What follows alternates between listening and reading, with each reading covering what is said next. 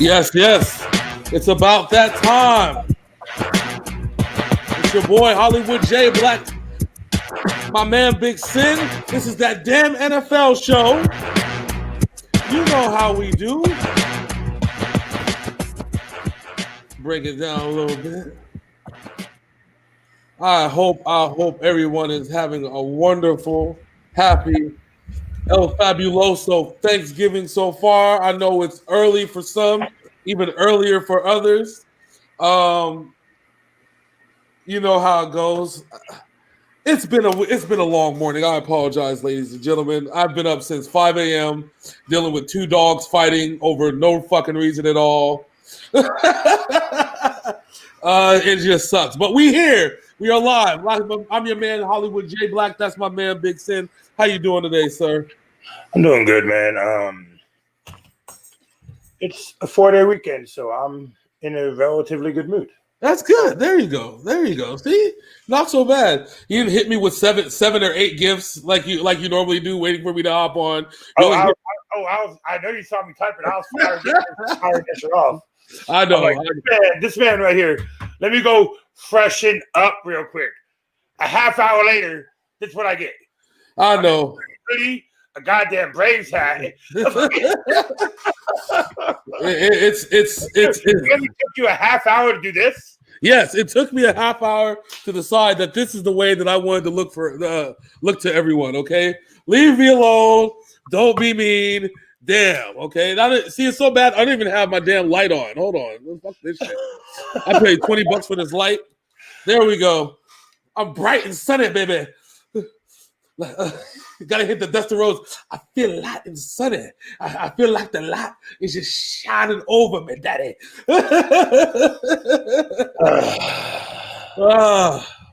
I just want to know what the hell you was looking like before you went to go freshen up. I would tell you, we wouldn't even believe me. I would just, it was all bad. Like I probably had some drool on the side over here from getting like 3 hours of sleep. How you only get 3 hours of sleep? I texted your ass at 7 o'clock to do this shit last night. Your ass never answered. 7 o'clock, your time. It's still only 10 o'clock. Well, the best part about it is I was supposed to drink my energy drink. Oh, speaking of which, hold on. Since I mentioned the word energy drink, Miss Atalia, I'm not gonna get my assistant / daughter / assistant. Can you go on the counter? Well, no, in the fridge, the black and orange can of energy drink. Oh, pick it up, hurry up before it spills. Oh no! Oh, my bad. Right, so this is gonna be while he's getting situated. Yes, thank you. We gotta take care of the sponsors. Come on, we have sponsors that I haven't even yet to forget to mention, and I apologize. Make sure it's black and orange, not orange and black. It's two different ones, black and orange. Let me guess, the orange and black is a monster. Yes, there you go. It's Papillion, damn it. But no, this is our official sponsor of Sinful Black Sports, Raise Energy. Get the energy drink. 0 sugar. This shit is fucking voodoo. This is probably the best flavor they fucking ever came out with. I've tried like all 11 flavors they have, and I've criticized them for a lot of their flavors. This one, on the other hand, this one is actually the fucking shit. So make sure you fucking get your Raise Energy fucking voodoo. See, I like sponsors. You like fucking. Other flavors trash. Fucking. Hey. I didn't say they were trash. I just said this is the best one of them all, okay? You take it how you want to take it, Raise, all right? No. But fucking voodoo. We're like 2 months behind on the sponsorship, but You know what? We may be 2 months behind, but you never know what we're behind on. Sports, which is exactly what we're going to be talking about today. Actually, we are, because you failed once again to get any highlights this weekend after promising the fans once again.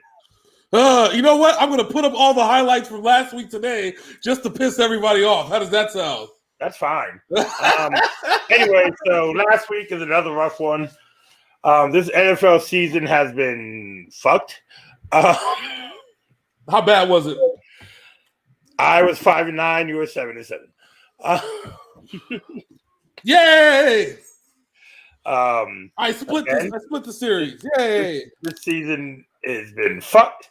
So let's start off on Thursday night, where the Seahawks and the Cardinals had another good game, but the Cardinals could not stop the last drive by the Seattle Seahawks. That is true. And Seattle, which is the highest scoring and the highest yardage team in the NFL, proved once again why they are the highest scoring and the highest yardage team in the NFL. Because when the chips were down and the defense isn't as good as the Buffalo Bills, they actually were able to put up a really decent drive and win the game. I thought that Arizona was actually going to step up and make the next leap, because this literally would have been the next step forward, beating Seattle. They would have put 2 games in between them. They would have. But they didn't. They didn't. And they failed miserably, which sucks. It's fine. But the good part about it is that we know 2 things. We know that Arizona can beat Seattle, but they need to play 60 minutes of football. This is kind of not 59.1. You know what I'm saying? They need to play a whole 60 minutes of fucking football. And they need to play like they played Buffalo the week before. Yes. And, I mean, but shout out, hey, that was a decent game plan all the way up until the end. So let's give it to them. But DK fucking Metcalf, he came out the gate balling and finished the game balling. That dude's he's a man among kids right now. That dude is quite possibly, he's not the best wide receiver in the NFL. He's the biggest wide receiver in the NFL. Yeah. The dude has the potential to go 90 yards on any given play. Yeah. Well, the whole thing is if Calvin Johnson Jr. is Megatron, then we'd have to almost say that DK Metcalf is Optimus Prime. I mean, at this point, right? Oh, let's not give him that big of a head right now. Remember, this is only his second year. So I mean, listen, facts are facts. He in a somewhat limited role, he put up similar numbers last year while exploring himself as a rookie. I think Pete Carroll and, more importantly, Russell Wilson need to take the chains off this offense and turn him loose.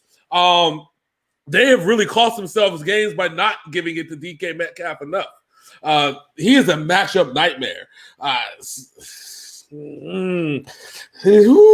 Okay, sorry, but I'm just saying, I'm just being real. Like, when I look at that man, like, you see, he chases down corners. You know what I'm saying? Come on now, like they need to find a way to get this man open and get more creative with the football if they want not only keep him happy but keep him around and healthy in Seattle, because Seattle's mincemeat for receivers. How many receivers have they gone through over the last 15 years? Yeah, the only one who's consistently stayed good there is Tyler Lockett.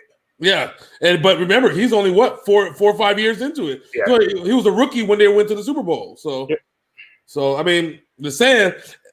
But shout out to Seattle. Shout out to Russell Wilson. They did their thing. It is what it is.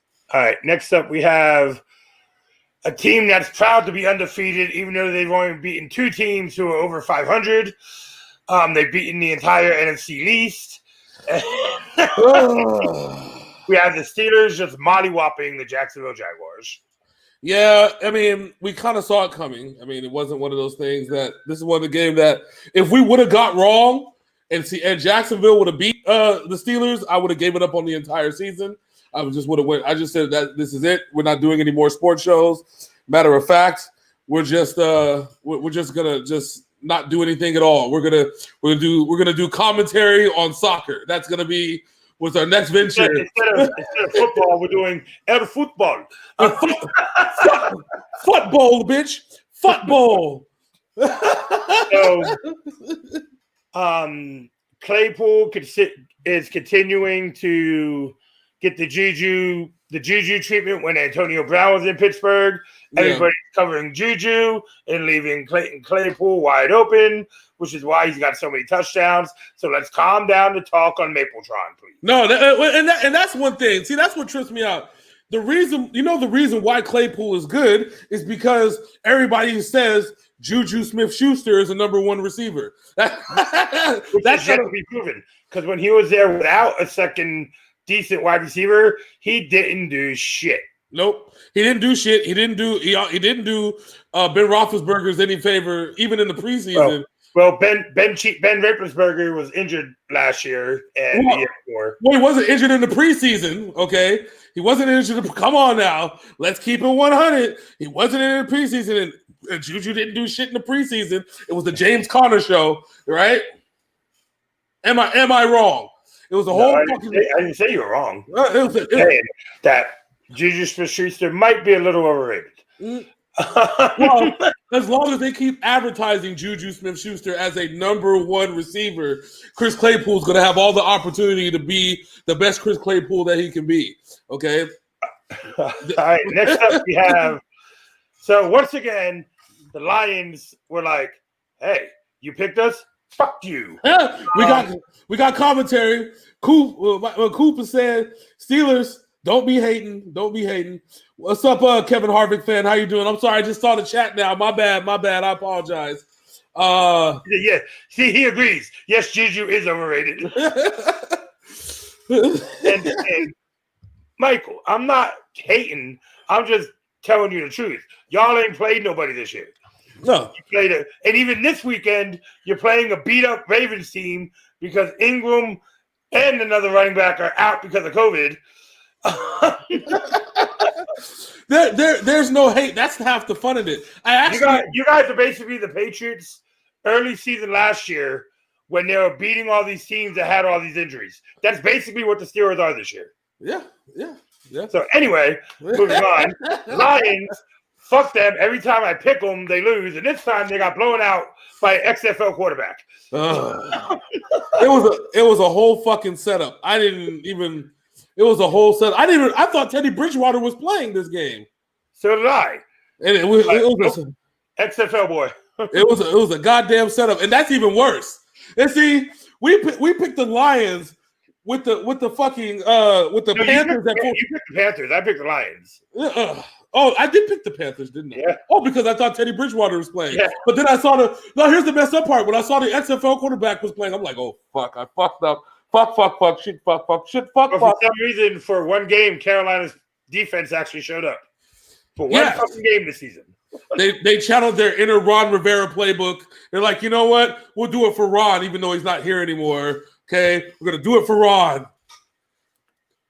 We're Ron strong, okay? Ron strong. Isn't it sad? I seen a meme last night and it cracked me up. They're like, if I would have known the Lions, if you told me in February the Lions were going to be the best team playing on Thanksgiving, I would sue Roger Goodell. Oh, this Thanksgiving schedule is fucked thanks to the NFC East. We had Steelers Ravens tonight, but nope, that's Sunday. They should have moved up another game. They should have moved up once we knew that somebody had COVID. They should be like, "Hey guys, you guys want to play on Thursday?" I mean, there ain't gonna be no crowd, no way. Just want to play. Just want to play. We want to play, guys. Come on play. We need somebody. No, the Thursday night games this week are just rough. Speaking of and once Juju gets all the money he wants in free agency this year, he's not going to play like he did in 18, 19, or 20. He's going to be garbage. Mm-hmm. Yeah, Juju, he's making more money off of Madden and his partnership with Madden than anything. Yeah. And that's he's actually good at Madden because he kind of is a big sponsor for them. So they boosted his stats. But yeah. Like I said, I'll never knock Ben Roethlisberger being a bad quarterback. Kevin James is a 49ers fan, and I'm a Patriots fan. Yes, lifelong, not one of these fake ass motherfuckers. Yep. This man been rocking Patriots gear even before I was messing with him. Before the Brady days, okay. I was like Scott Zolak, Drew Bledsoe. Scott Zolak is my favorite quarterback that never did shit. Okay, Irving Fryer. Oh, that was my favorite nigga in Tecmo Bowl. Let me listen. You know, my favorite memory of Scott Zolak as a fucking as a 13-year-old kid is watching this nigga absolutely chuck this fucking pass, and it looked like in Tecmo Super Bowl. You know when the football goes over the stadium and then comes down right into the receiver's hands. Yeah. That's what it looked like. That motherfucker chucked that shit. I was like, God damn. I was being made fun of in the early 90s when I was when the Patriots were 1-15 and I was rocking Patriots jerseys. Yeah. But who got the last laugh? 6 championships in 20 years. My man's a Colts fan. Even though I got a little bit of even though my Peyton Manning fandom is like because of some things that's been happening, I will tell you that I've been an absolute Andrew Luck fan because he went to Stanford, yay area in this bitch. Gotta represent. And then he quit on the NFL. Anyway, shit. His O-line quit on him. The fuck you talking about? You're not wrong. All right, next up, speaking of my favorite team could not stop Deshaun Watson.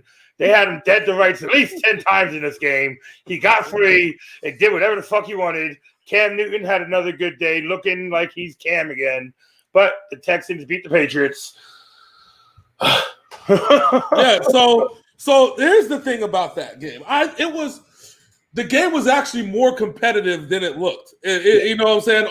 On paper, when you saw the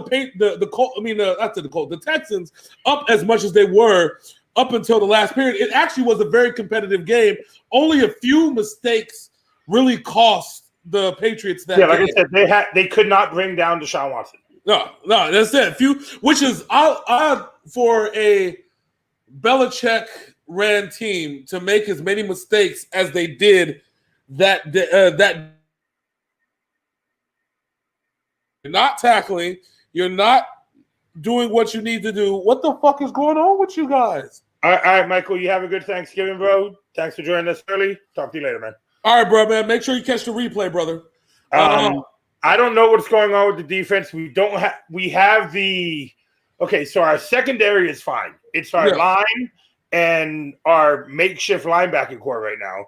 Yeah. With so many fucking players on the COVID list before the season started. Dante Hightower, Patrick Chung, some leaders.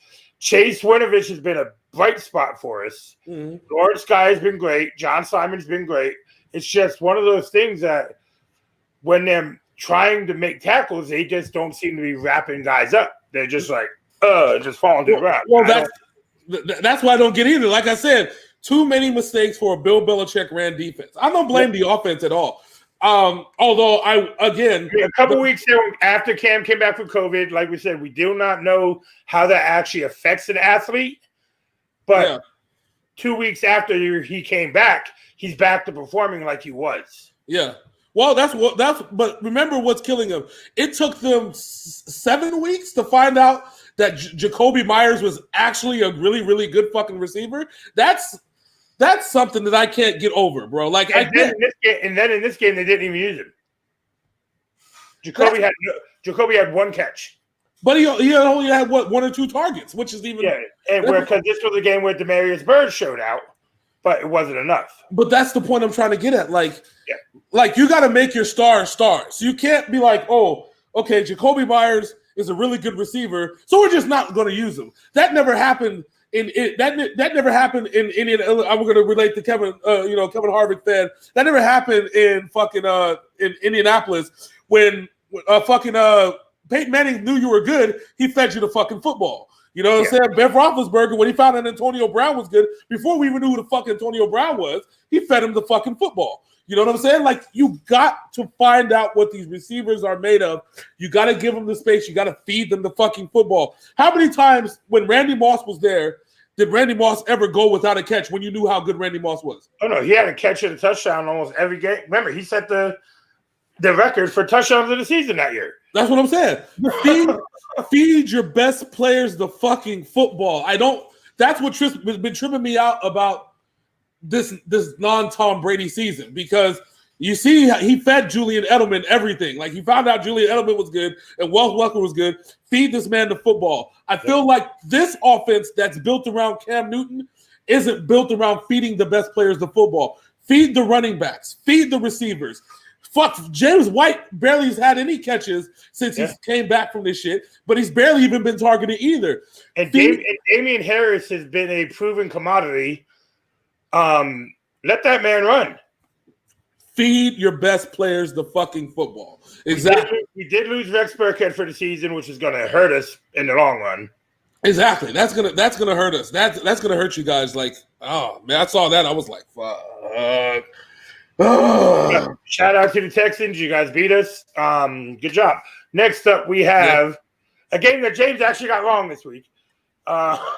When we picked against each other. Why is Derrick Henry the Baltimore Ravens' father? Derrick Henry absolutely owns this team. And not only that, in every game the Titans have gone to overtime, this man breaks off a long-ass run for a touchdown. I picked the Ravens like a dumbass, didn't I? You did. Well, my reasoning behind it was that Baltimore needed to win this game. Like, they had no choice because in the AFC North, the Browns were up. The Steelers are up. Well, the Browns are on the heels of the Ravens, and the Steelers are 10-0. If one doesn't catch up to the other, it's going to be a problem, or both of them going to be eliminated from the playoff. Well, yeah, Peyton Manning did have great accuracy, and I agree with that. But he also fed people the football when he needed to, and that's kind of what I'm saying. You got to feed your best players. Reggie Wayne, Marvin Harrison, these guys, they ate. Yeah, every great quarterback feeds their best players the football. And that's kind of what I'm at. But their offenses are designed around feeding the best players the football. You see it in Madden. You pick a Madden play. If Devontae Adams is in one specific set, he's fed about 7 to 8 times as the primary receiver in every single set. And I hate to relate it to Madden as a video game, but it's kind of the same shit, you know? So let's talk about this game. They fed Derrick Henry the fucking football. Feed Derrick fucking Henry. And that's exactly what they did. That armadillo on the back of his head needs to eat. Yes. yes. And the nigga, he got fed, and that's where what happened. He ate. Like I said, the Ravens absolutely needed to win this game. Tennessee only competition in their division is the Colts, which we'll get to in a little bit. But they really needed to win this game. Ravens needed to win this game more than Tennessee did. Yeah, because Tennessee has had some bad losses, but they're blessed by the fact that 2 of the teams in their division are not good. No, exactly. You obviously see, but prior to the Joe Burrow injury, which we'll get to in a second as well, Cincinnati can come in and beat you if they really wanted to. Yeah, like Cincinnati dominated Tennessee 2 weeks ago. Yeah, they could come in and beat you. They needed to win, and Baltimore shit the bed, unfortunately. See, Lamar Jackson, why didn't they just move the Colts from Titans to Thursday night? I have an answer for that. It's simple. They have people going to the Colts-Titans game. Yeah. That's the reason why. But Lamar Jackson is a shell of the MVP last year. He is not the same quarterback as last year. I don't know what the offensive coordinator is doing. He's not letting this man run. He's like, "Oh, let's make you a pocket passer," like they did Colin Kaepernick. I said his fucking name. You said it. But same offensive coordinator. Don't worry, we won't go on the CK7 tangent. I promise you. Right, so, like in San Francisco, the year after Kaepernick was running like a gazelle everywhere, let's make you a pocket passer and see what happens. No, it's not going to work. No, it seems like. But I will admit that Lamar Jackson is a better passer. The problem is that they're not running nowhere near the same offense that they did last year. No, and the only target he throws to is Mark Andrews. You got Hollywood Brown out there. Feed him the ball. So it goes back to why. Yeah. So why would they? Oh my God! You signed Mark Ingram to a big ass contract. Why are you not running the football? Now he's got COVID, so he's going to be out for at least 3 weeks.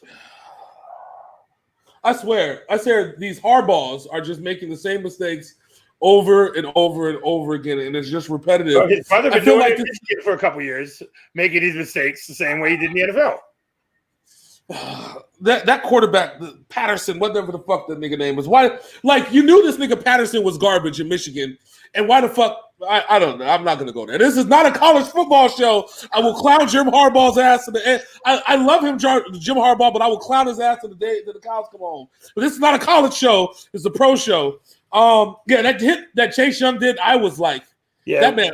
Joe Burrow. We're almost through that game, so we are going to go in depth about that. Oh yeah, well yeah. The Ravens. I think they're done this season.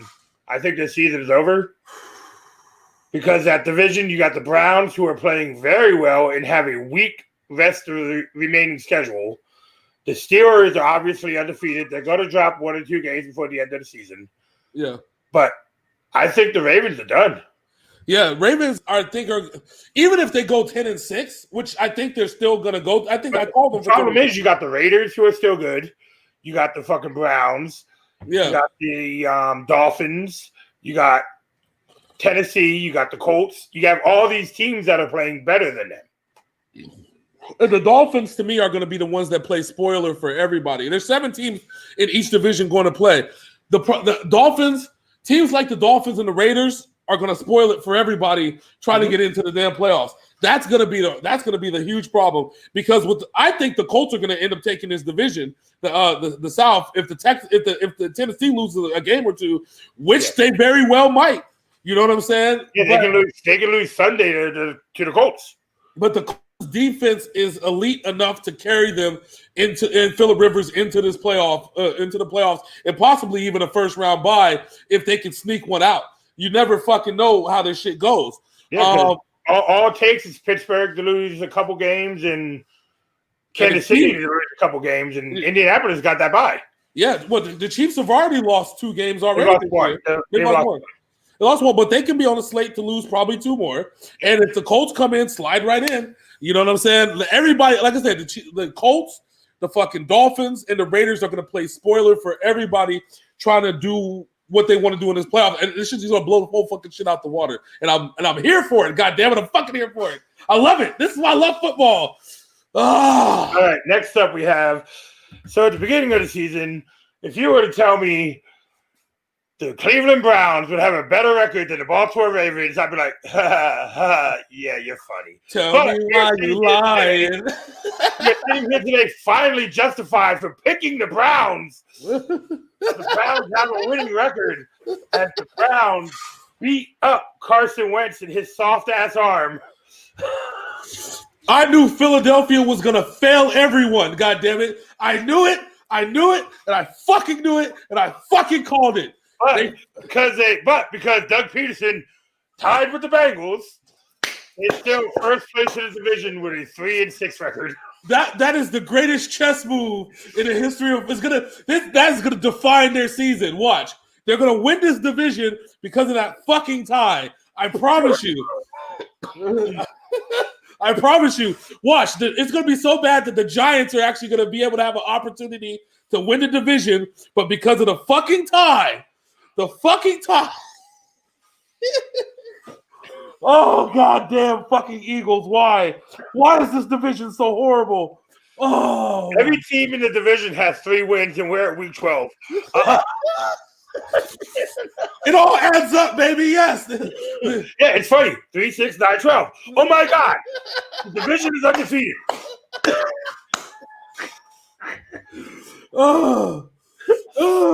Yeah, Adam Rake was actually right for once. He was. I'm telling you. The Eagles are so bad. Oh. But they will win this division with a fucking. I'm watching. It's going to be. What is it? They're 3-6. What's their schedule again? Actually, no. The Eagles this week are playing they got the Seahawks this week, so they're going to get blown out the water. Man, it's going to be bad. I think 6-9-1. That's what I'm calling them for the rest of the season. 6-9-1. Probably. I'm calling them 5-10-1. Oh my God! Could you imagine winning the division with a 5? I honestly think the Giants are going to win this division at 6-10. No, 5. Oh no! I mean that's too much. Because the Giants are actually playing decent. That's the thing. the Giants have a rough schedule. They have played decent. The NFC East should be banned from playoff competition until they get their shit straight. How does that sound? How does that fucking sound? Huh? Oh, so yeah, the Eagles are trash. The division is trash. The worst part about this game is that the Browns have been playing a lot better without Odell Beckham Jr., which I did call. Remember I said it. I said that the Browns are a better team without Odell Beckham because it gives the offense more creativity and more ability to spread the ball around. And it's proving that Nick Chubb is a beast. Jarvis Landry is a beast. And Lamar Hunt. Hunt is a beast. Kareem Hunt, my bad. Kareem Hunt is a beast. Their tight end is a beast. Fuck Odell Beckham. Baker Mayfield doesn't have to do much. Yeah. The only thing he needs to do is not throw interceptions. Yeah. That's it. Yeah. And that's what I hate about upfront contracts. They don't need an upfront contract. They need performance incentive based contracts. That way Odell Beckham doesn't go out there looking like a punk every time he goes out and plays. And it's a mess. But shout out to the Browns for delivering what I would call I wouldn't call it a statement win, or I'd call this an Eagles statement loss, which proves that the Eagles ain't shit. One, that's the biggest thing. The Eagles ain't shit. And two, guarantees that possibly the winner of this division, because they also have to play each other again, is going to have a losing record. Thank you, Philadelphia. We salute you. All right, next up we have a game where last week Drew Brees was like, I'm going to go get a second opinion. In the second opinion, he had 8 more cracked ribs than he thought he had. Guys, let's call Taysom Hill. This is bullshit. So James Winston got overlooked by a 30-year-old running back and became a 30-year-old offensive weapon. Excuse me. He plays OW. Early in this game, Taysom Hill struggled. The Falcons kept it close, but in the second half, Taysom Hill ate the fucking Falcons alive. Yeah. I was happy because I picked. So here's the funny part on FanDuel. We both had the Saints. So. Yeah, we both had to say. The funny part is that on FanDuel, Taysom Hill was listed as a tight end. So because when they put him on at the beginning of the week, he played tight end. There's like, okay, so let's throw his ass as a tight end. So then now he's a quarterback. You can't do it because people have already picked Taysom Hill at tight end at this point, so they couldn't change it. So you got quarterback points at tight end on FanDuel. So if you didn't have Taysom Hill at tight end, you lost your FanDuel. That's just kind of how it went.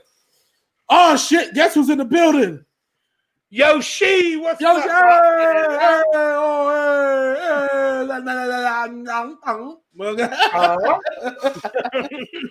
So yes, so Taysom Hill will be the greatest tight end that FanDuel has ever had. Okay, let's start there. And FanDuel will not make that mistake again. No, never, not at all. Not at all.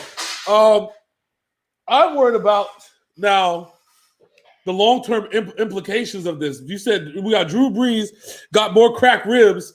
He has a total of 11 cracked ribs and a punctured lung.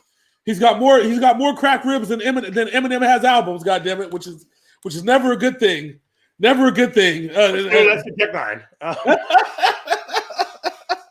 And so now your boy, he's got to figure out life. And I don't know, man. Listen, he's 42, 41, 41, 42. He's up there somewhere.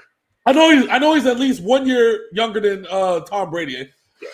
So you got to ask yourself now, if Drew Brees comes back again, is he going to be the same?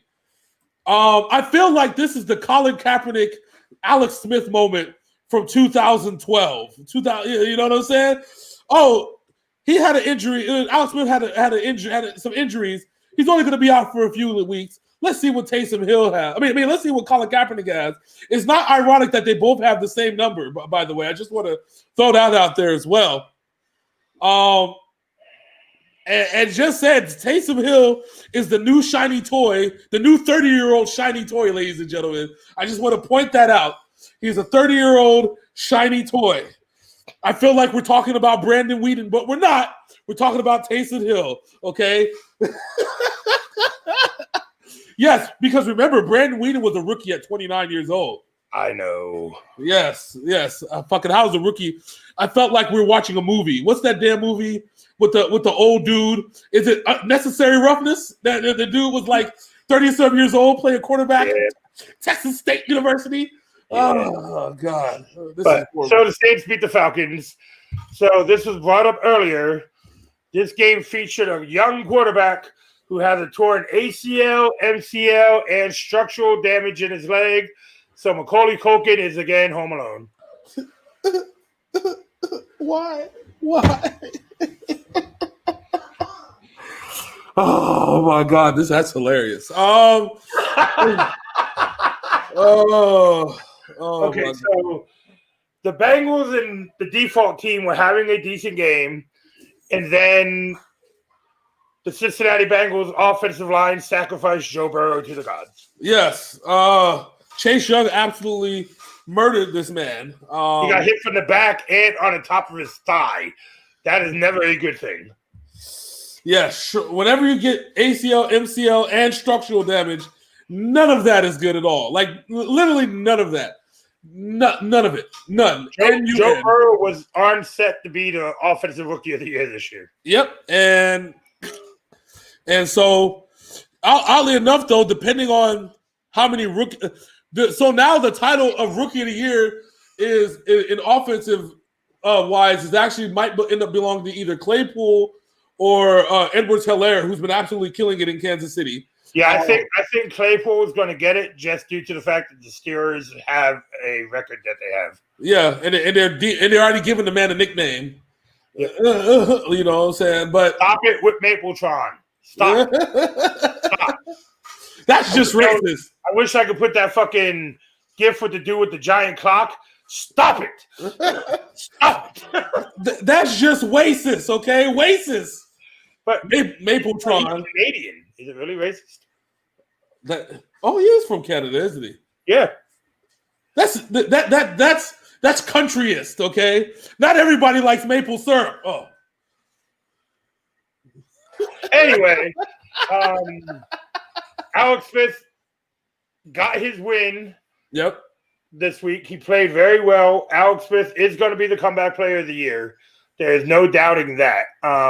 Although your boy Kevin Harvick for life did mention that he had Washington winning the division, which if Alex Smith ends up being healthy and upright, that actually may end up being a thing. You know what I'm saying? It could happen. Them and the Giants, I think, are the favorites to win this division. Still with a 6-10 record, but that's neither here nor there. Whatever. Because let's be honest here. We're going to get to this game here in two games. Fuck it. Let's talk about it now. The Vikings, they stopped handing the ball off and they lost to the Cowboys. They lost to a guy named Ben DiNucci. Is that what? No, Andy Dalton. Oh, Andy Dalton came back. Was he alive this time? Yes, he came back and he actually finished the whole game. No. The Cowboys got their third win of the season. Oh. And Cowboys fans now are out there. Who them boys? We them boys. Y'all motherfuckers got 3 wins. I'm your tits. To quote it, after you just gave me that revelation, to quote a Ben Roethlisberger gif I just posted this morning. They start running the ball. Oh.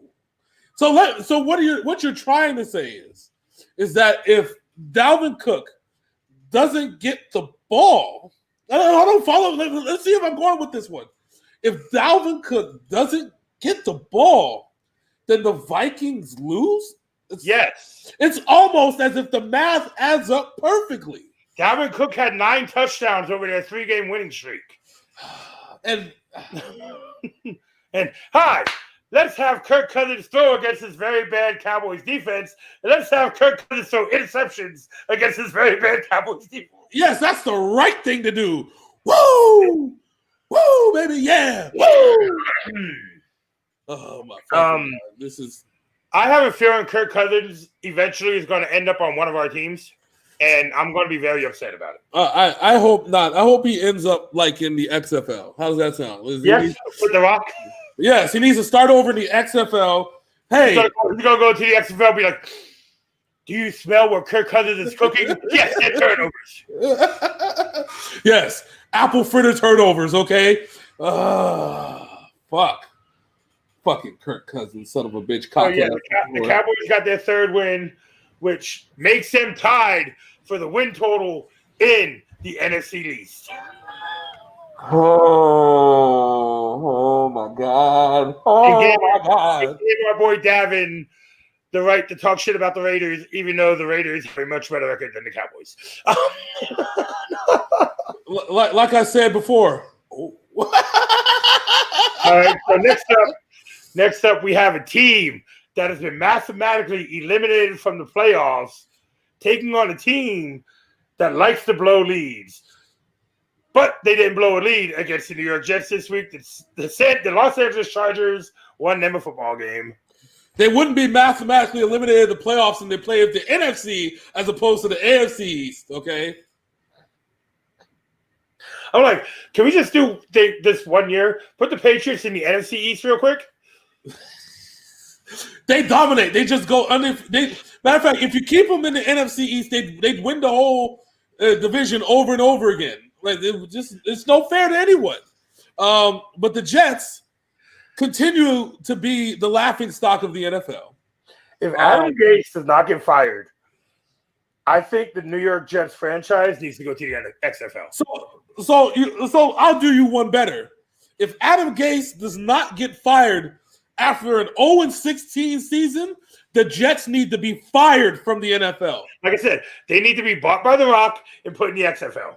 They need to be banned from competitive football, from college, semi-pro, flag, fucking Canadian. Tell me why the pass kick kids can beat the Jets.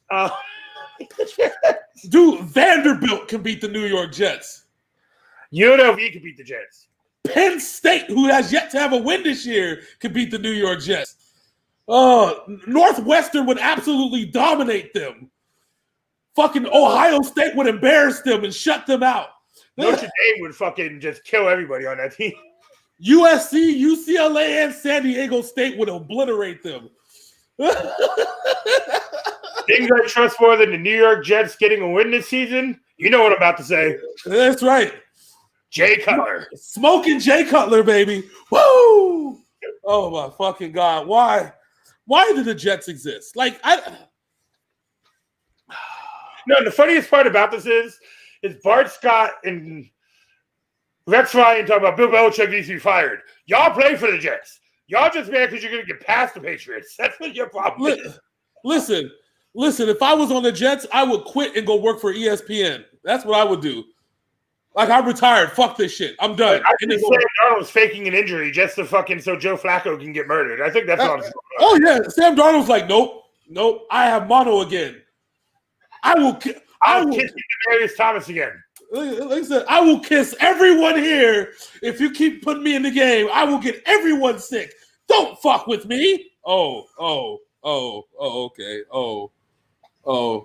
Joe, you want to go in? I guess. Whatever. It's cool. I guess at least the guy replacing ain't black, so I won't get blamed. Oh, damn. If this future the show, I am a savage. Just so you know. If this comment gets us hate by the internet, I just want to tell you right now that we don't care. All right, next up we have a game that you surprisingly got right. The Miami Dolphins lost to the Denver Broncos. I was like, got benched. Ryan Fitzpatrick almost came in and won this game. Which is even scarier. I was just like, what the fuck? I remember I said it's cold in Denver. So, that was kind of my deal. That was the only reason why I picked the Broncos, because it was cold. If you watched last week's video, that is his exact reason. Like, it's cold. It's just not going to work. I mean, Tua's hip is going to lock up and shit. In the cold, with injuries and in the cold, it just gets a little bit sore, which is probably why they didn't play Tua in the beginning part of this year, because it was rainy. When you get them storms and, sometimes all those joints and things that hurt when a storm comes in, they just lock up. especially it's hurricane season down in Florida. So that's why there's like, we can put it. We'll wait till October to put in Tua because once all the hurricanes go, his leg won't lock up. It's just it's magnetic shit. I don't know how the fucking shit works, but it was fucking cold, and I said it's cold. Dolphins don't swim in the cold. Okay, they're not snow dolphins. They're not Arctic dolphins. They're dolphins, and so they are gay sharks. Yeah. So Ryan Fitzpatrick came in, almost won this game. The last pass he threw was an interception because the receiver ran the wrong route. Yeah. Yep. It was all bad. It was all bad. But Kenny Flores said Tua is their starting quarterback going forward, so they believe in the kid. The kid has put up numbers, so I hope Ryan Fitzpatrick is on the Patriots next year, along with Frank Gore. So I'm going to keep on saying this. So they will both have been played for every team in the AFC East. I'm here for it. Fuck it. I'm fucking here for it. All right, next up, a wide receiver on this team got death threats because he fumbled the ball. The Green Bay Packers lost to the Indianapolis Colts, and Scantling is getting death threats from people in Green Bay. My peoples, you guys own part of the team. It's the game. Listen, so next time, all right, so the fans own the team, right? So if the fans own the team, how come when the draft happened, right? When this is the NFL draft, right? And I'm going to say this every single week until somebody fucking gets it. So when these fans own the team, when they said that, who do you think that we should draft, right? What does Aaron Rodgers should draft? As a board of directors, every single fan in Green Bay should have written down on a piece of paper a wide fucking receiver. Not just one receiver. We only have one. He's injury prone. Yeah, just wide fucking receiver. That's it. That's all it needed. And then sent it over to ownership. And ownership would have been like, 65,000 people cannot be wrong. Maybe we should draft a wide receiver. Nah, it's cool. Let's draft a backup quarterback instead. No, let's just piss off our franchise quarterback. Yes, that's right. Let's piss off Aaron Rodgers, whatever. So the result of that is that they had to rely on some dude named Valdez Scantling. And I don't hate Valdez Scantling. There's been a couple times where he has some really good catches and some really good ones. Again, it's because of the wide receiver who plays opposite him. Yeah. He's averaging 125 yards a game. Yeah. And the Packers had the opportunity to draft a guy like Claypool. They had the opportunity to draft a bunch of other receivers, and they chose not to. They had the opportunity to draft Brandon Ayuk. Yeah. They could have. Didn't draft him. Then just said fuck it. But no, we're gonna roll with a number one receiver and a bunch of 7th-round draft picks spread out across our receiving core and Jimmy Graham. You know why? Because we want to be the Patriots, but it just don't work here in Green Bay. Yeah. I sit here. No, not Jimmy Graham. Jimmy Graham's in Chicago. I'm sorry, excuse me. Yeah. But whatever tight end that they have, and I sit here. And this is so when I tell people that the chickens are going to come home to roost one day, this is the exact situation that I'm talking about. You have a wide receiver. he coughed up that ball like a chicken coughs up whatever chickens cough up. And subsequently, that's how they lost the game. There's not really a better way to kind of just say it than that. So back to what I said previously, Packers GMship, ownership, whatever the fuck, I think now it's time to draft a wide receiver. Pick up one off of free agency. How come you weren't the first people to pick up Antonio Brown? Fuck character issues, okay? Fuck character issues. Fuck them, okay? That's what I want to say. Fuck them. Oh, my fucking God. Oh. Yeah, the Packers management is trash. It has been for a long time. Yeah. It gets overlooked because of the play of their players, but they have not been a good ownership group. The GM. The GM is their biggest issue. Yeah. And the worst part about the whole situation is that when Ted Thompson was the GM, he would have drafted a wide receiver. He drafted like 50 million of the motherfuckers, and whoever stayed, he drafted Devontae Adams. He drafted Randall Cobb before fucking Aaron Rodgers, Jordan Nelson. He drafted. Well, he knows how to draft wide receivers. So when they got rid of Ted Thompson, I feel like this GM is like, I don't know what to do. Aaron Rodgers need a receiver. Let's draft the quarterback. I don't know what to do. Let's draft defensive linemen that will never play. And they still have, it's fucked up. They draft defensive linemen, and they still have an issue where they can't stop the run. Yep. Because all they do is draft pass rushers. That's right.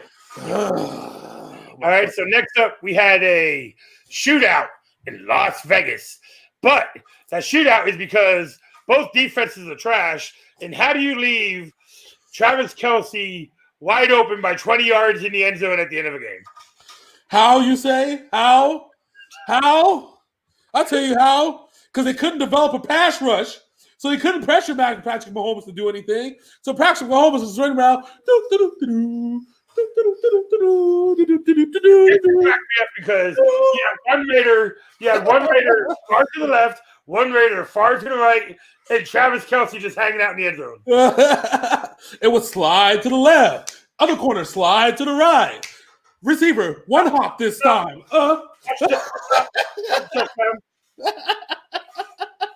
Touchdown this time. Do it again. Everybody clap your hands. Wait, nobody out the stadium, nobody was clapping. So what we have here is a failure to beat the Chiefs twice in a season. Oh, wow. All right. We're no longer going to go over the top on the Chiefs defense. We're going to try and have a sustained offense. No, you go over the top because their corners are trash. Yes. That's what you do. Why do people not get this? Las Vegas, you put up 40 plus against them earlier this season by going over the top. Why are you throwing underneath routes and trying to get your fucking running back, Josh Jacobs, who's in a sophomore slump, the ball? Go over the top. Is Derek Carr's arm tired because he's throwing so much? All right, listen. I am disappointed in the Raiders because they had the blueprint to beat the Kansas City Chiefs, which they were the only team to beat the Kansas City Chiefs this year. They literally are the only ones exclusively that had the goddamn blueprint, and yet failed to do it on their own home turf. So you're telling me that if you would have told me that the Raiders beat Kansas City in Kansas City, but Kansas City beat the Raiders in Las Vegas, that would tell you you're a liar and it must be 2020 because that's exactly what happened this fucking year. Oh, my fucking God. But no, just like what you pointed out, you can't let Patrick Mahomes beat you. You cannot, because Patrick Mahomes will find a way to fucking beat you downfield. You need to triple cover everyone. I don't give a damn. Patrick Mahomes is not going to sprint 60 yards. I would have triple covered every single receiver and dared Patrick Mahomes to run, okay? Scramble, motherfucker, I'll pop you. God damn it, shit. Yeah, because the Raiders actually do have one of the fastest defenses in the NFL. Yes, which also we alluded to. What game? Was it the Monday night game or the Sunday night game? Who played Sunday night? It was them, right? Yeah. So yeah, that's what they said, that the Raiders defense is built to go sideline to sideline, and the linebackers are built to go vertical and like up and down if they got to chase the quarterback. But explain to me how that didn't translate to this last play of the game. They gave Patrick Mahomes the business for half the game. And of course, the other half of the game, Patrick Mahomes is Patrick Mahomes. But the same could be said about the Chiefs' defense because they let Derek Carr act like David Carr in his prime. I'm talking about, when I say David Carr in his prime, I'm talking about when he played for the Giants and they beat the shit out of some other team. I can't remember who the team was, but it was all bad. But that is not the point of what I'm trying to say. The point of what I'm trying to say is you cannot give Patrick Mahomes that kind of opportunity. He will sling that goddamn football in ways that you can't even imagine. This was a disgusting end to win the game when he really had it in the bag. They had it in their hands and they fucked it up. All right, so the final game on the slate is the biggest enigma in the NFL this year. The Los Angeles Rams beat the Tampa Bay Buccaneers. The Los Angeles Rams have a tendency to beat better teams and lose to trash teams, which is why I think they're going to lose to the 49ers this week. Well, remember, we picked We put the Rams Bucks in this game, and Yeah. once again, Tom Brady had another meltdown, and I don't understand what's going on here in Tampa Bay.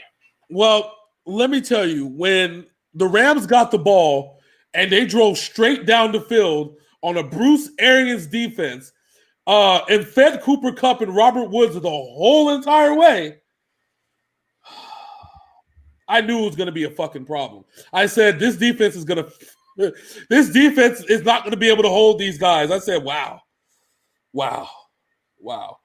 This isn't Bill Belichick's defense at all. That's exactly what's my word. This is not a Bill Belichick fucking defense. I was actually shocked. I said, this is going to be a long day if they don't tighten the reins. And they somewhat tightened the reins in the middle of the second quarter, going into the third quarter, and then all hell broke loose after that.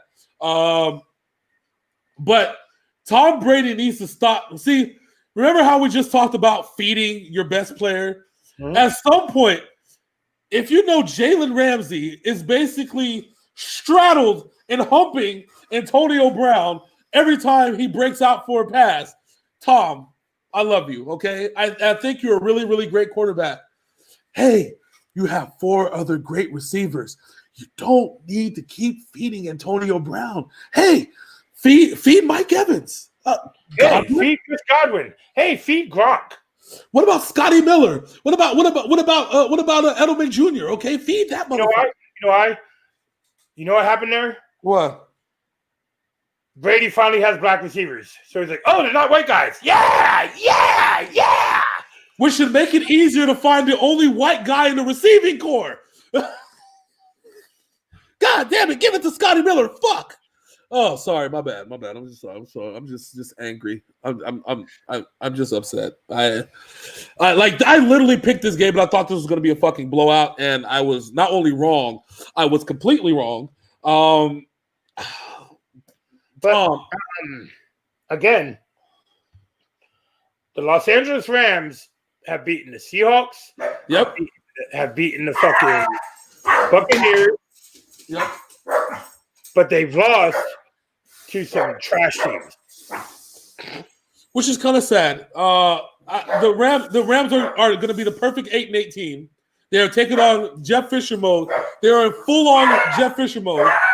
Hey! Why are y'all barking? Sorry. They don't know. They're like, I don't fucking know. I don't know either. The dogs must be part of the podcast too. Apparently, they're like, we want a spot on the show. So that's the part I just don't get. Like, we're in full-on Jeff Fisher mode. Remember, Jeff Fisher was the king of this stuff. He beats teams that he wasn't supposed to beat, and then loses to teams that he definitely was supposed to beat. Yes.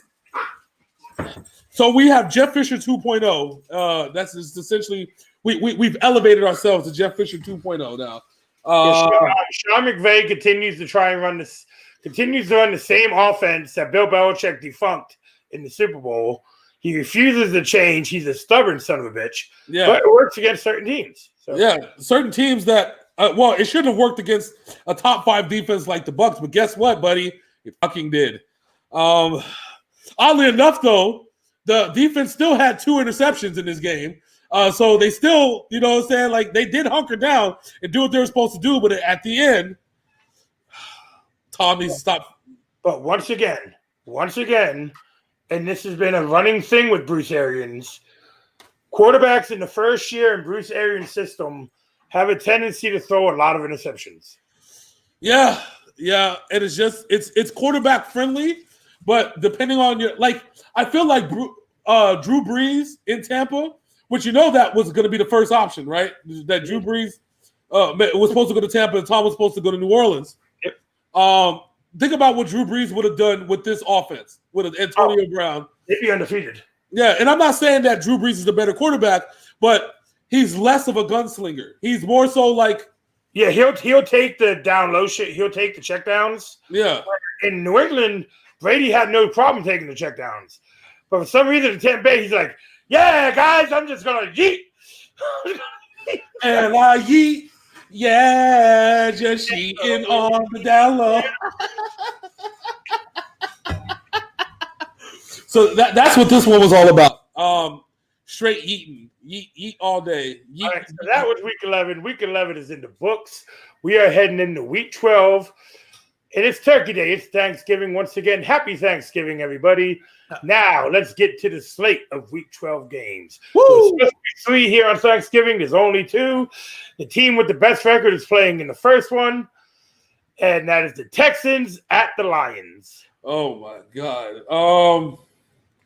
Can the Texans what? This is I think did the Texans win the week before? I think so. Can the Texans win 3 in a row with this horrible ass defense under Romeo Crennel? Can the because the Lions look vulnerable as fuck. I mean, especially last week, they got beat up by a team with no defense. Yeah. But the Lions JJ Watt returned to form last week. We didn't talk about it in the Patriots game. JJ Watt had 5 swats. He knocked the ball, Cam Newton's passes down 5 times in that game. Yeah, but but the thing is, this is the problem. The Lions on Thanksgiving are something else, bro. Like that, it's a different. I'm not saying that they're a great team, but Matt Stafford hasn't played on Thanksgiving in 2 years. This is the first time he was injured both seasons. Yeah, this is the first time he's playing on Thanksgiving. But that Lions spirit, I don't know what it is on these Thanksgiving games. Even that one time, the year that they went 0-16, the best game that they played was on Thanksgiving when they almost won against the Patriots. Yeah.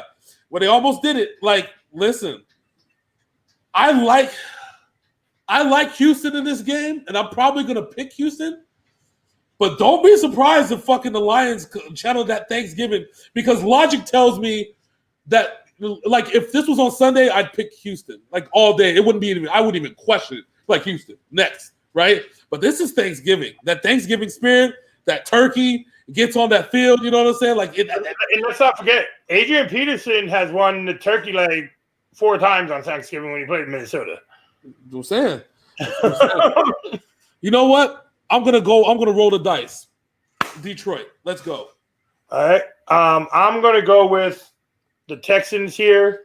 Because every time I pick Detroit, they lose. That's a win for me then. Yes, we're gonna do it. Oh, my bad. I don't say they win when I bet against them. I just said when I pick them, they lose. Lions theoretically still have a chance to make some noise with the Packers losing and the Bears not playing well. Yeah. Theoretically, the Lions have a chance, all because of the NFC East. Yeah. I'm going with the Texans here. I think that Deshaun Watson knows what he has to do in order for them to succeed, and that's being everything, man. Yeah, pretty much. He's got to be basically what Cam Newton was in Carolina for the first 7 years of his career. Everything. All right.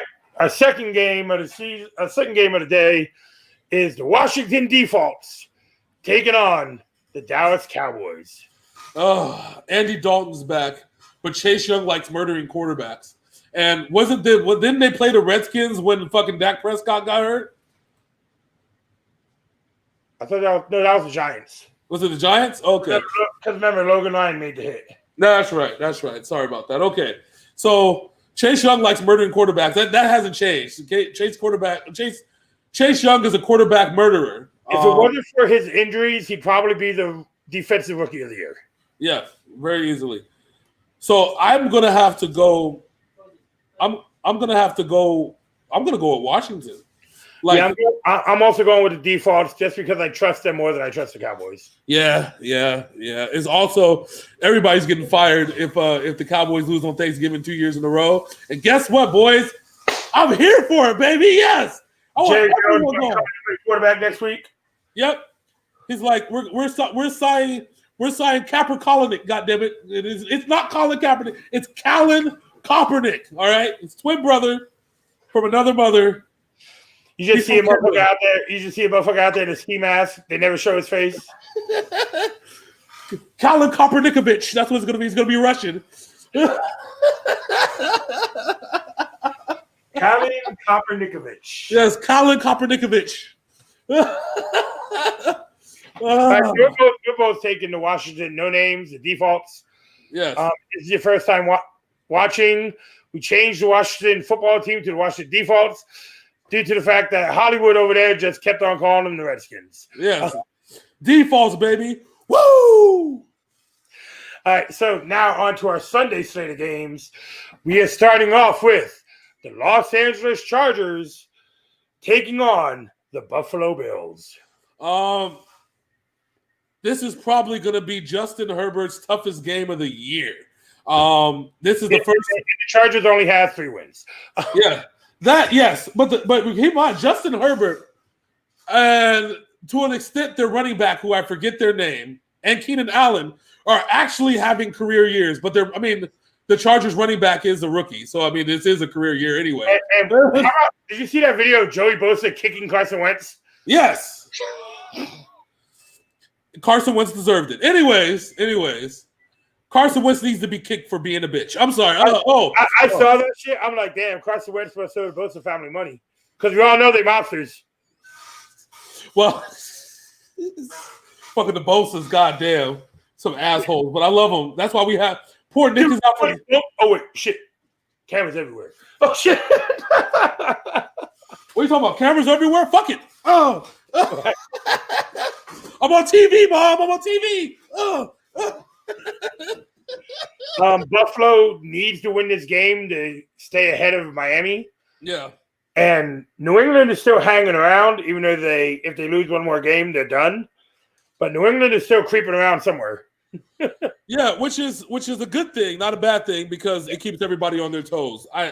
It could still end up very with the shitty losses that Buffalo has taken this year. They've proven that they're not ready to take that jump. I thought they were ready, but Josh Allen's ready, and again, Stephon Diggs likes to give up on plays, so and I think you know what's funny, and I'm glad that you mentioned that. A lot of these losses that Buffalo has taken is because of the unreliability of Stephon Diggs when they needed him the most. Because he'd be on the sideline talking about, we got to step up. Then he'll half-ass run around. Yep. Stephon Diggs is not a top-tier receiver, which is why I'm happy they didn't trade him for top-tier money. You know what I'm saying? They didn't take a top-tier pick. But they sold their souls of draft picks to get him. Well, yeah, but I think only one first-rounder and a few second-rounders, if I remember correctly. Total of 6 draft picks. Yeah, that's what I'm saying. They sold some souls. They can draft another Stephon Diggs next year, which is fine if they want to. It's not so bad. It's bad, but not so bad. You know what I'm saying? But if we got to pick a winner in this game, Buffalo's going to win this game. I don't question. I think their defense is going to give Justin Herbert enough fits. If Justin Herbert proves himself to be able to score against this Buffalo defense, Buffalo's going to have a real problem. But I'm picking off a conventional. Buffalo's defense has issues with long ball throwers, so yeah, it could be a high scoring game. But I got Buffalo to win. Me too. I got Buffalo in this one all day.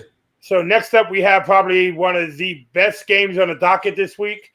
Last time they played at halftime, it was 17-all. At the end of the game, the winning team won 42-17, and that was the Indianapolis Colts. We have the Colts, the Titans at the Colts.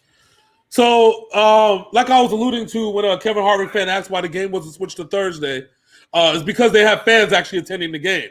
So, you can't switch whenever. If there was no fans attending the game, then it would be easier to switch over the thing.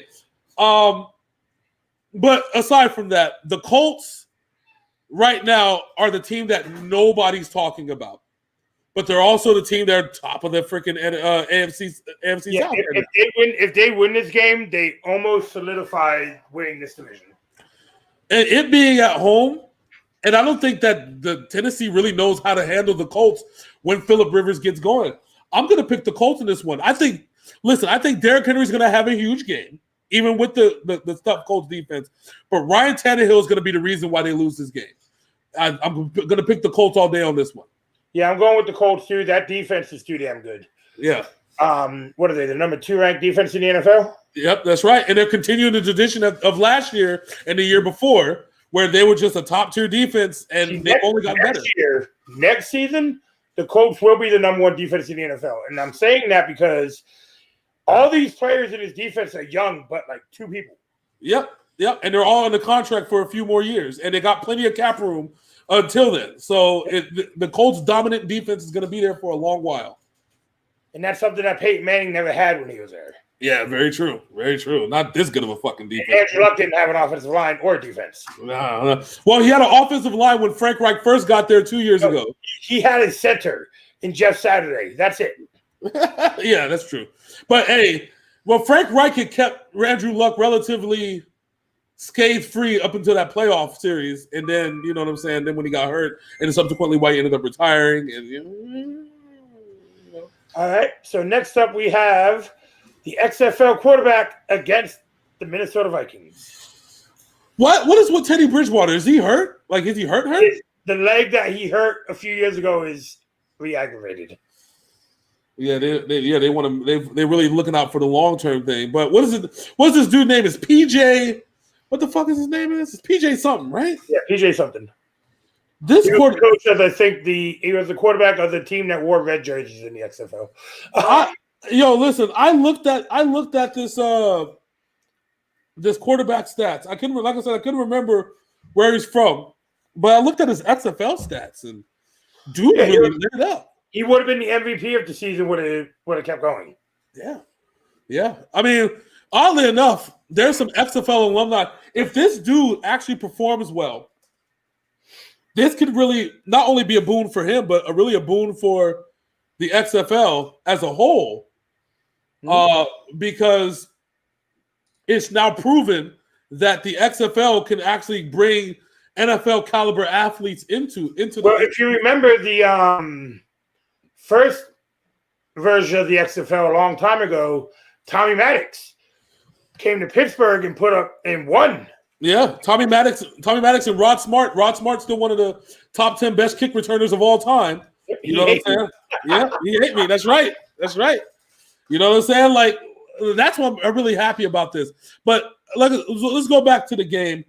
Dalvin Cook needs to have the ball 90% of this game. Is it in Minnesota? It's in Minnesota. Oh, yeah. That's going to be. Adam Thielen is on the COVID list. This really hasn't stopped him before. But they're gonna. I don't think they'll have a choice to give it to Dalvin Cook, who's playing receiver out there in fucking Minnesota. I have no idea. So they're very vulnerable against the run. The Panthers are. They're very vulnerable. They have to feed. I like, especially on this. Yeah, they got to feed him. They really got to feed him. Just feed the man. Feed Dalvin Cook. Let the man just run wild. And I think that the Minnesota wins this game. Yeah, I got Minnesota. The defense is a show of what it used to be. I think Christian McCaffrey is still day-to-day, so it's really hard to pick the Panthers when you don't know what's going on with Christian McCaffrey. Yeah, you got to, especially on a short week, you got to pick Minnesota. So, all right, so next up we have this game could get ugly. So, hold on. I got an interesting thing for you for this game. So a quarterback carousel has gone full circle. And I will tell you what I am talking about right now. Give me 1 second, please. All right. It is Mike Glennon got benched in 2017 for Mitchell Trubisky, who got benched this year for Nick Foles, who got benched last year for Gardner Minshew, who got replaced by Lutton, who is now benched in favor of Mike Glennon. So the Jacksonville Jaguars are starting Mike Glennon against the Cleveland Browns. Hold on, wait. We gotta apply the proper music on this one. Hold on, let me see. Hold on, wait. What is this? Are you finding carousel music? Yes, I'm finding carousel music. Thank you very much. Oh, I want you to after I play. I will get my copyright shit set up. So here you go.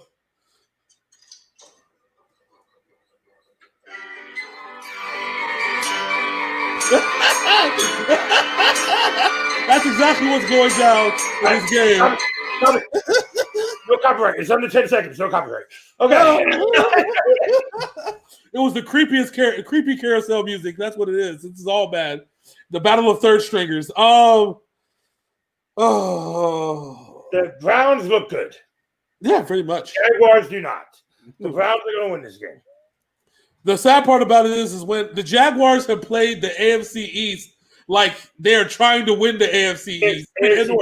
I'm sorry, they've tried. The Jaguars this year played the AFC North like they're trying to win the AFC North and not necessarily the AFC South. I don't know why. Look at all the games in between that they played. They played Cincinnati. They beat Cincinnati.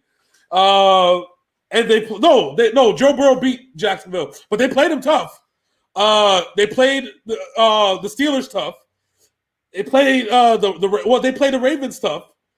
So I'm still picking the Browns though, like by blowout, because Mike Glennon it's all bad. Anyways. Yeah, we both got the Browns in this one. So next up, and this is why I said the Giants are going to win the NFC East.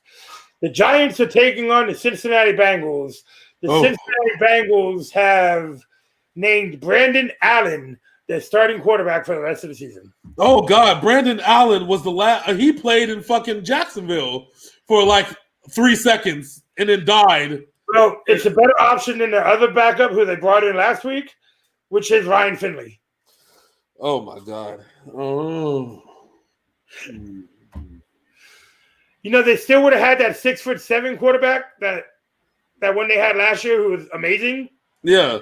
But he is on the Patriots. So, well, you know, they actually would have had A.J. McCarron had, you know, they actually honored his contract.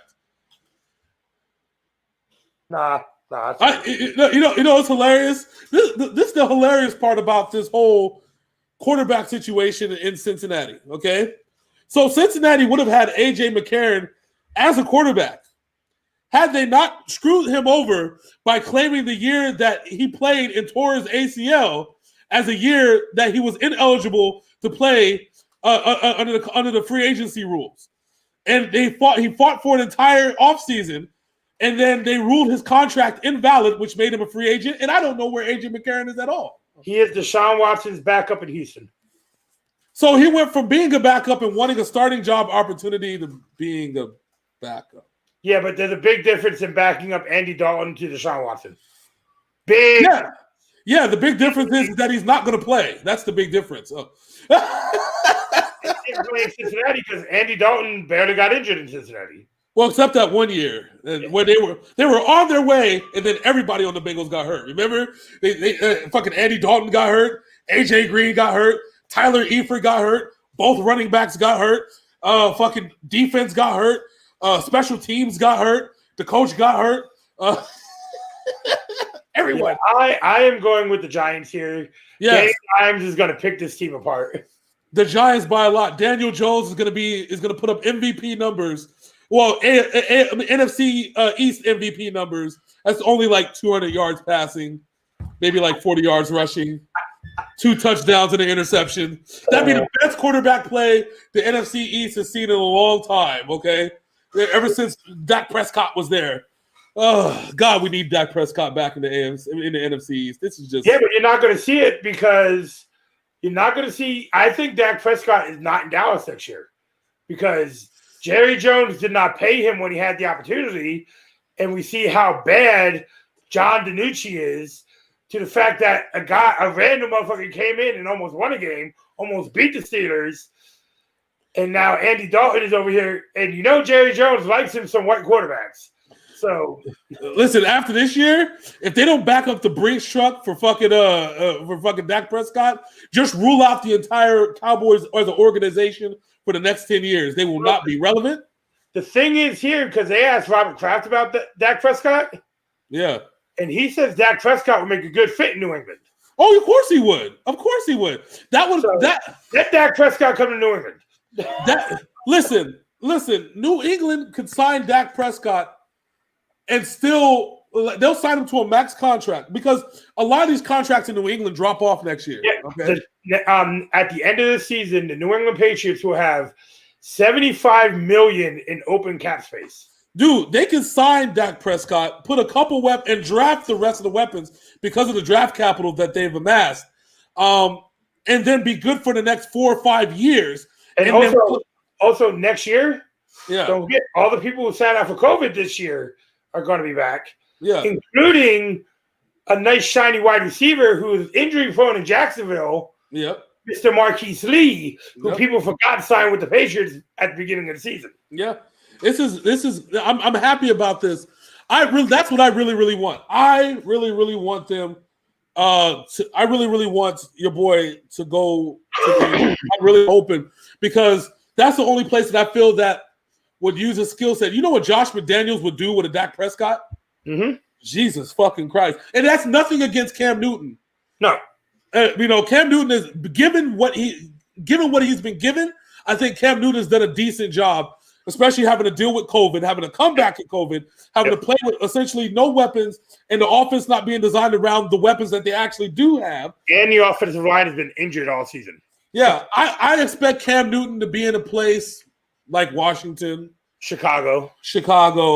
Hell, we can even name a few places. Denver, Jacksonville.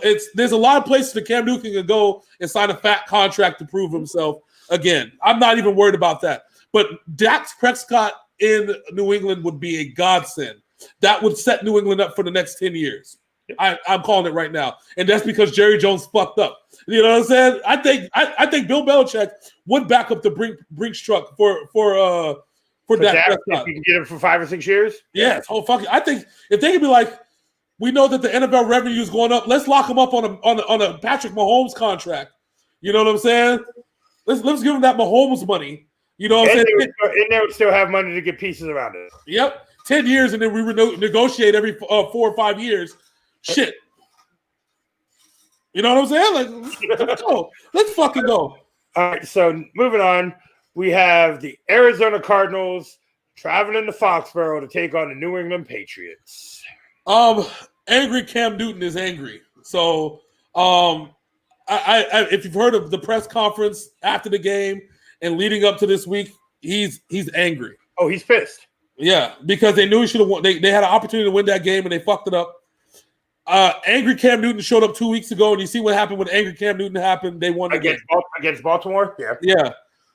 I'm calling the Patriots win on this one right now. Not even though Bill Belichick, and I'm saying it right now, Bill Belichick has a problem against mobile quarterbacks, but I think there's an opportunity to shut down the DeAndre Hopkins. Oh, we're going to have a DeAndre Hopkins versus Stephon Gilmore matchup here. This is going to be amazing to watch. Yes. I'm still calling New England to win. I think they have a plan in place. I think New England's going to come out with this victory. So I am going to go against my fandom here. I'm picking the Arizona Cardinals. Would you like to know why? Why? Because whenever I bet against New England, they win, and I would like them to win this game. So I'm picking Arizona Cardinals. So let's put the asterisk on here. He's saying New England's going to win, but he's picking the Cardinals, so New England's going to win. So we'll call it a wash if New England actually does win. How's that sound? That sounds good with you? We'll call it a tie. Ladies and gentlemen, he is the Doug Peterson of predictions. Okay. Right, next up, we have Tua Tagovailoa has traveled to the New York Jets. Yes, play in the cold and beat a team that hasn't won a game. It's cold outside. Is it cold? It's going to be cold. Well, it's New York. What do you think? Fuck, it's not cold here in Florida. I don't know what the fuck you want me to say. Well, let me look at the New York weather for. What's the forecast? If it's over 50 degrees, I know it's the Jets. It doesn't even matter how cold it is. But don't forget, Ryan Fitzpatrick is there, and he knows how to play in New York. So yeah, he's gonna be like, listen, put some heat pads on your thighs, heat up the crotch, okay? Heat up the crotch, Tua. Heat up the crotch. Heat up the crotch, baby. So the game, it looks to be an early morning game. So 1 p.m. It's going to be 52 degrees. All right, then the Dolphins are going to win. And once it gets under 50, we're fucked. Everything's fucked. Under 50 degrees, you can't. There's not much you can say past that. The Dolphins are going to win this game. I would have picked the Dolphins if it was -0. I mean, at this point, the Jets are just that. You just wanted to try and make it interesting. Is that what you were doing? Yes. I was going to try and get the little feelers out. I saw a couple people watching the show. I'm like, this nigga really going to pick the Jets, huh? This nigga going to really pick the Jets, huh? No, I'm not. I found a funny picture the other day.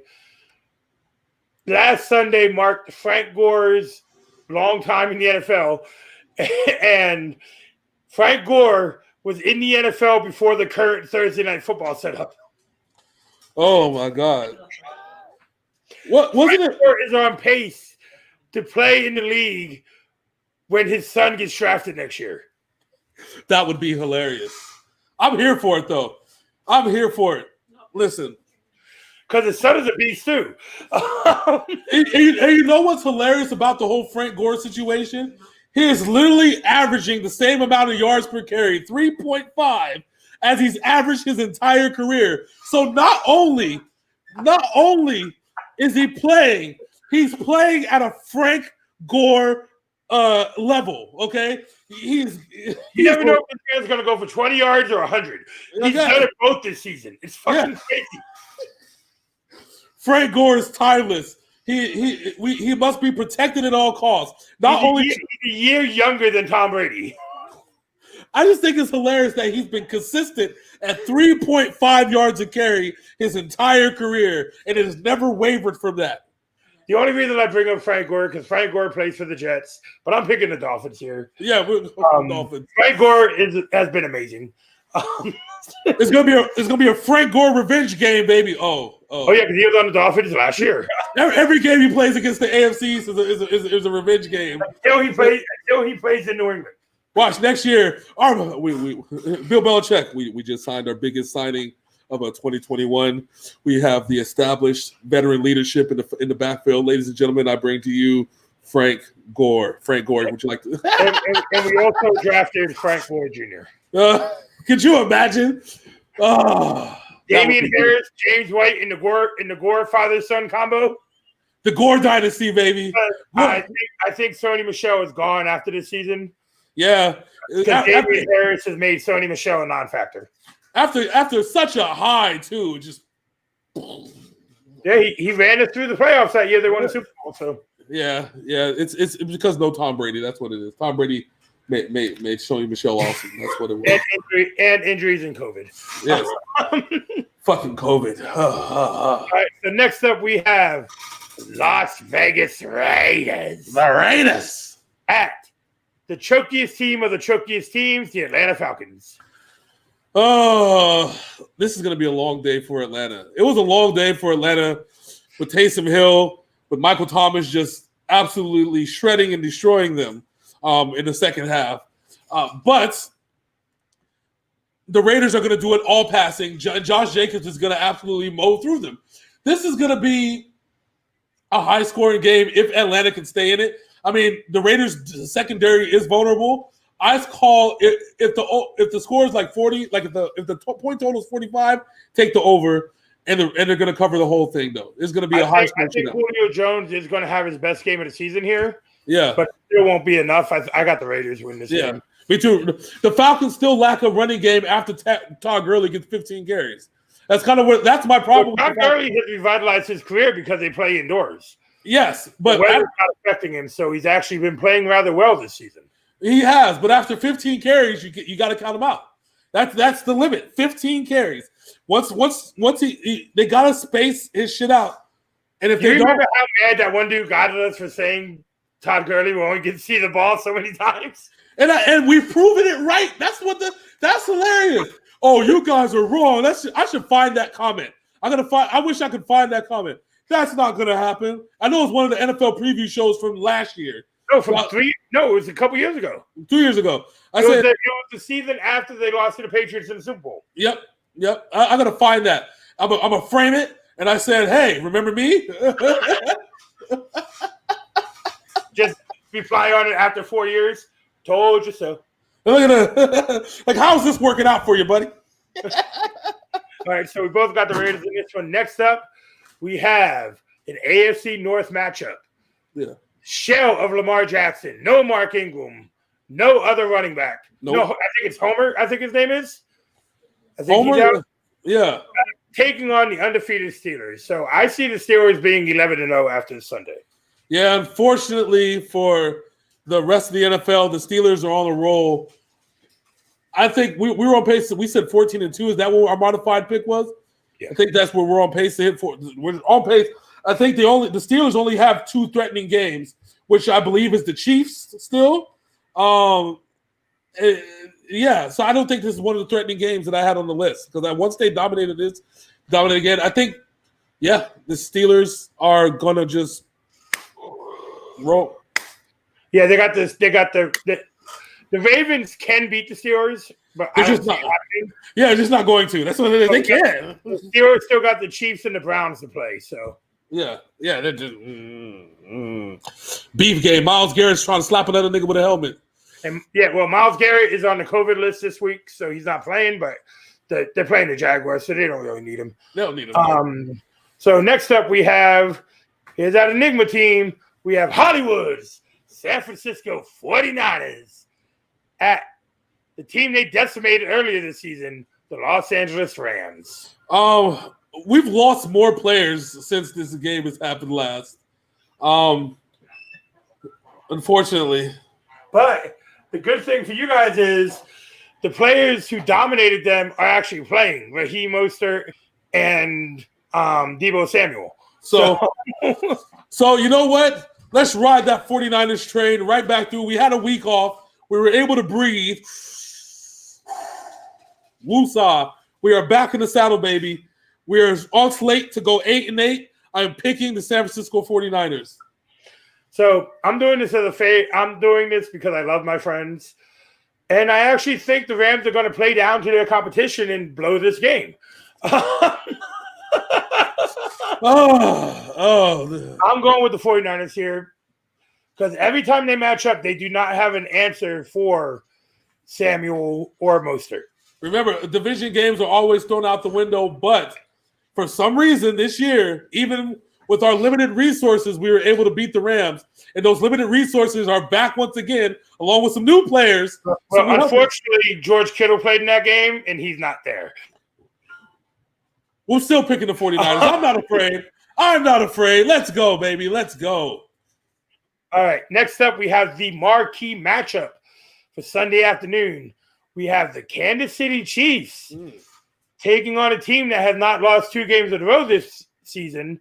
They lost last week, the Tampa Bay Buccaneers. Oh, this is going to be an interesting one. This very hard game to pick. Remember, I said when we picked when we did the NFL preview, I said this is going to be the game that defines Tom Brady and the Tampa Bay Buccaneers season. I said it. This is, and we said it earlier in the video. If you go over the top against Kansas City, you're going to beat them. Tom Brady will go over the top against Kansas City. Yes, and I think that Tampa Bay is going to put up a lot of points. My problem is Kansas City going to do the same and in record time? Because listen, the Rams scored in record time in the first game on Monday night, and their receiving core is not as talented as Kansas City's receiving core. It's going to be a shootout. There's going to be points galore. It's going to be one of the highest scoring games of the season. Yeah, it's going to be up to Bruce Arians to find a defensive package that's going to hold down Mahomes. If he can't, which I think if they've been studying this game, that they will, that Tom Brady and Tampa Bay is going to win this game. Let's not forget something. Yeah, Tom Brady has put up numbers against his defense with no players on his offense. Exactly. And well, I'm going to add in one more thing, too, that this is really a must-win game, especially after what happened last week with Taysom Hill and the Saints. Yep. This is a must-win game for Tampa Bay. If they don't win this game, they don't have a shot at winning the division, let alone getting a first-round bye, which they're going to need with a 43-year-old quarterback. Let's call it spade. I'm picking Tampa Bay here. I think they beat Kansas City. Yeah. It might only be by a field goal, but it's going to be like 48-51. Oh, yeah. It's going to be the shootout of shootouts for this one, for sure. I accidentally skipped over a game because I already put our initials on it. But let's talk about it. The New Orleans Saints at Denver Broncos. The Saints? Oh, at Denver Broncos? Hold on, wait. Is it cold in Denver? It's mile high. Oh, fuck. But it's not Drew Brees. It's Taysom Hill. He keeps the ball on the ground. This is going to be – it's still a tough one, though. Listen. The Saints' defense is really good. The Denver weather's really good, too. Let me look at Denver's weather for Sunday. Hold on. It is going to be at game time. It's an afternoon game, so 4 p.m. 40 degrees. Is it any kind of weather, bad weather at all? It just says mostly sunny. All right, I'm picking the Saints in that one.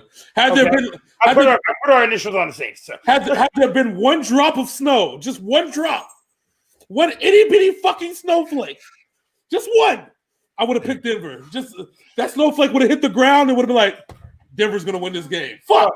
Asterisk. If any weather, James picks Broncos. Yeah. Any snowflake, that snowflake hits the fucking ground. Your fucking everything changes in fucking Denver for some reason. But I'm picking New Orleans because it's going to be mostly sunny. Taysom Hill can stay warm. Like I said, Taysom Hill keeps the ball on the ground, so he won't be throwing a whole lot.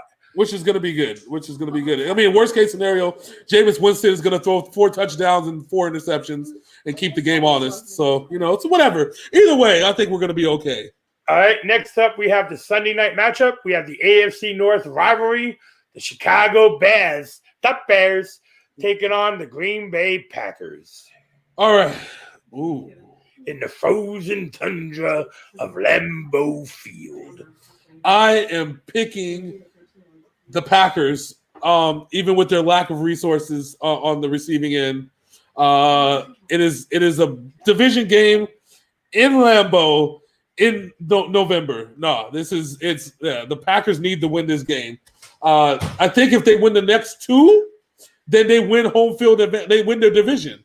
Yes, if I remember correctly, if they win this, it won't be home field advantage because there's only one. Not home field. This in the first round now. So. Yeah, they win the division at the very least, which they want to do. That's kind of how it should go. So yeah, the Bears didn't have so many questions at quarterback. I would probably go with the Bears here because the Bears always play the Packers tough in Lambeau. They do. They do very much. It's just. This year is a year that Matt Nagy needs to be fired, and I'm hoping that Matt Nagy gets fired. So I need the Packers to win. So there's that. I'm picking the Packers also. I think they are too explosive for the Bears to handle. Yeah. Khalil Mack will be a nuisance for Aaron Rodgers most of the game, but the Packers are going to win this game. The Packers, I got it. I got you. I'm feeling that one. I feel the same way. All right, so next up we have the Monday Night Football game, and I think I know where we're at. I already put our initials on them. We have the Seattle Seahawks with the best long game in the NFL, taking on a broken team who did not lose to the Bengals. They tied the Philadelphia Eagles. I mean, you already know I was picking Seattle. I know you had already written it down. I think DK Metcalf goes for 200 yards in this game. I think Tyler Lockett goes for 150. They're each going to have 2 touchdowns, and Russell Wilson will still throw 3 turnovers. We'll still throw 2 interceptions. My only worry is we're going to find out is who's worse, Seattle's defense or the Eagles' O-line. I think it's the Eagles' offense.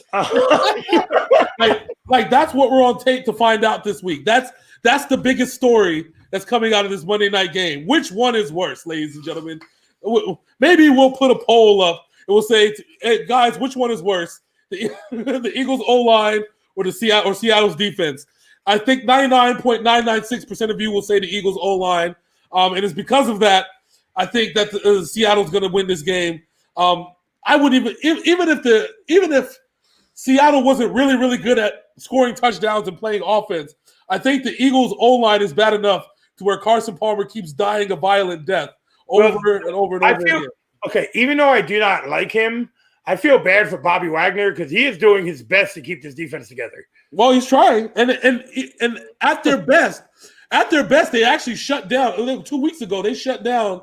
I can't remember who it was. The Seattle defense actually played really good 2 weeks ago in a surprising feat of I was surprised that actually happened. But I think that when they have the perfect matchup, like this Eagles matchup, it's gonna be all bad. It's gonna be all bad for the Eagles. Carson Wentz just might die this game. This might be a horrible way to go out for the rest of the season. We're both picking Seattle here. Yeah. All bad. So that's it for week 12. Me and Hollywood want to wish you all a happy and blessed Thanksgiving. Enjoy your families. Be safe. Yep. Whatever state you live in, you guys have different protocols when it comes to COVID. Just be safe. If you're going out to eat, please be safe. If you're staying home with your family, enjoy the company. And spray them down with Lysol. Make sure you spray them down with Lysol as they come in the door. Listen, that should have been the protocol to deter for dealing with COVID with family gatherings, okay? Spray Lysol on your family members and everything's fine. That's it. So, that's cool. I'm gonna end this video with the most Russian thing ever. You ready for this? Yes. 9 Russians died at a party. Would you like to know why? Wow.